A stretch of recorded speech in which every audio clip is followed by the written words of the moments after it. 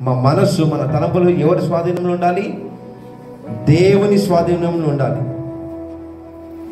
మనసు చెప్పే మనసా దేవుని వెంబడించు, మనసు దేవునితో ఉండు అని మనం మనస్సుతో మనము మాట్లాడాలి. ఆమేన్, హల్లెలూయా. నువ్వు పరిస్థితులతో ఎలాగో మాట్లాడతావో అలాగో నీ మనసుతో మాట్లాడు. ఎందుకంటే మనసు నీకు వచ్చే తలంపులు ఏం చేస్తావు? తలంపులు బట్టి నువ్వు నడుస్తావు.